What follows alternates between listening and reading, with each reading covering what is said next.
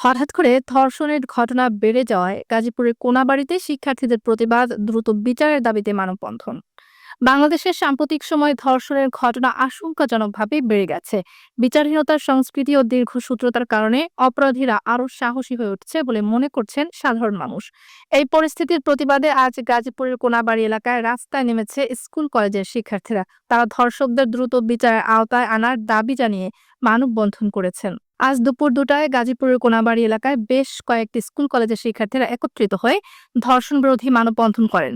তাদের হাতে থাকা প্ল্যাকার্ড ও ব্যানারে লেখা ছিল, ধর্ষকদের ফাঁসি চাই, বিচারহীনতা মানি না, আমরা নিরাপদ শিক্ষা প্রতিষ্ঠান চাই। আমরা চাই ধর্ষকদের দ্রুত বিচারের আওতায় আনা হোক। প্রতিটি অপরাধীর দৃষ্টান্তমূলক শাস্তি নিশ্চিত করতে হবে, নইলে সমাজে এরকম অপরাধ বারবার ঘটতেই থাকবে। আরেকজন শিক্ষার্থী বলেন, আমরা নিরাপদ জীবন চাই, আমরা স্কুল কলেজে নিরাপদে যেতে চাই, তাই ধর্ষণের বিরুদ্ধে কঠোর পদক্ষেপ নিতে হবে।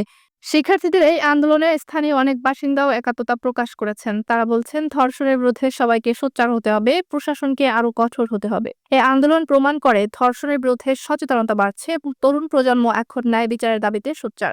কিন্তু শুধুমাত্র প্রতিবাদ নয়, অপরাধীদের দ্রুত শাস্তি নিশ্চিত করাই এই সমস্যার স্থায়ী সমাধান হতে পারে।